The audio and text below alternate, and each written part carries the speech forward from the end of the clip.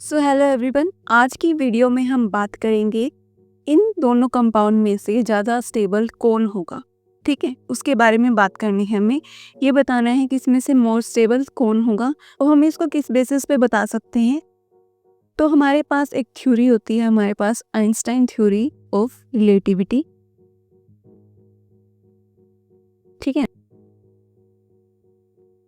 Einstein theory of relativity क्या कहती है कि इसमें बेसिकली 3 फॉर्मूलाज इसने दिए हैं जिससे हम कुछ डेरिवेशन करते हैं, जो जिससे कुछ हमें कंफ्यूजन्स मिलते हैं। ठीक है, उसको हम आगे अप्लाई करेंगे। ठीक है, तो हमारे पास पहला फॉर्मूला ये है कि ये m जो है यहाँ पे वो क्या है, हमारा मास। ठीक है, m is equals to m naught divided by 1 minus v by c का होल स्क्वायर, और इसका क्या है हमारे पास रूट। तो ये v जो है यहाँ पे वो क्या है, स्पीड ऑफ इलेक्ट्रॉन या फिर कह सकते हैं पार्टिकल। ठीक है, और जो c जो है हमारी स्पीड ऑफ लाइट है।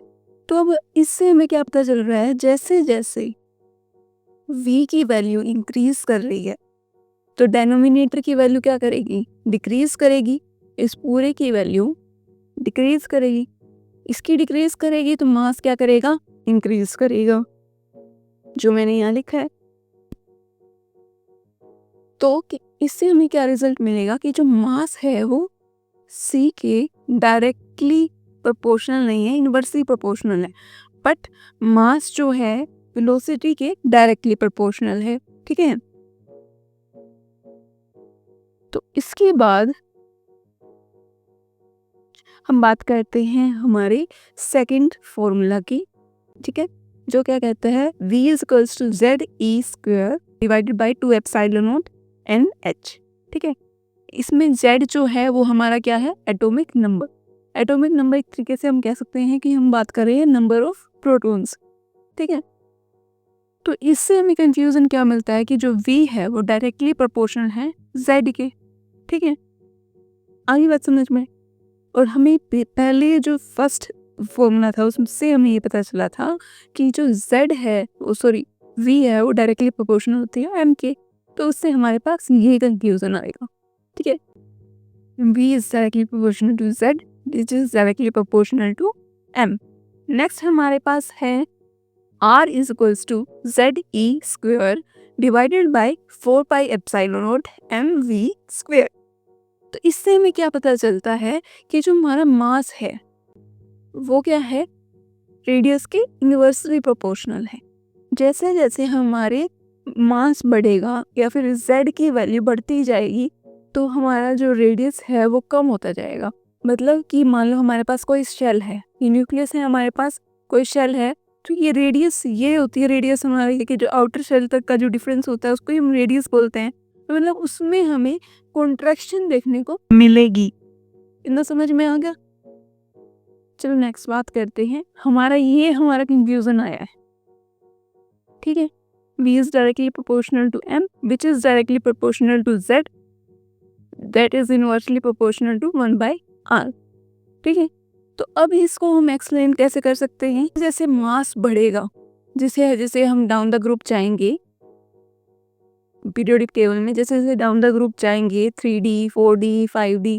ठीक है, तो जैसे जैसे हम डाउन द ग्रुप जाएंगे तो हमारी क्या होगी, रेडियस जो है वो डिक्रीज करेगी।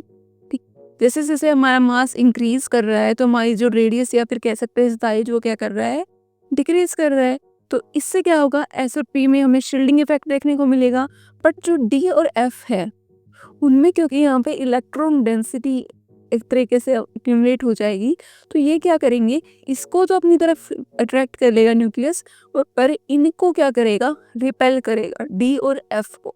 ठीक है, एस और पी जो है वो ज़्यादा शील्डेड होंगे, बट जो डी और एफ है वो मोर डी शील्डेड होंगे। ठीक है, अब इसकी वजह से क्या होगा, हम बात करें सीरीज की तो हमने एग्जाम्पल में देखा था आर ई और एम ओ। ठीक है, ये दो थे हमारे पास।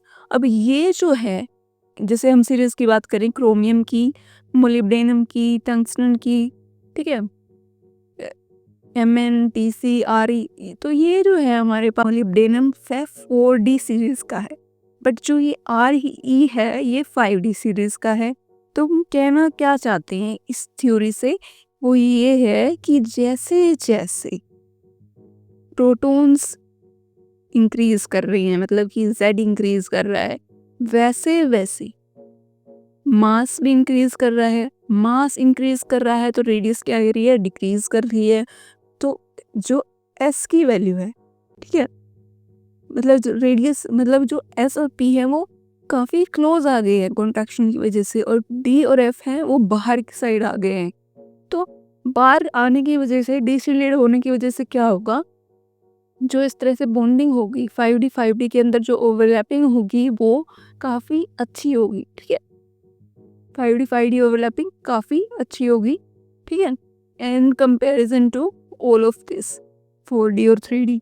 तो इस वजह से जो हमारा Re2Cl8 2- वाला जो कंपाउंड है वो ज़्यादा स्ट्रोंगर होगा देन MO2Cl8 2-, ठीक है।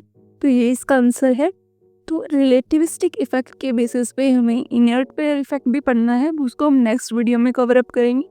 Thank you.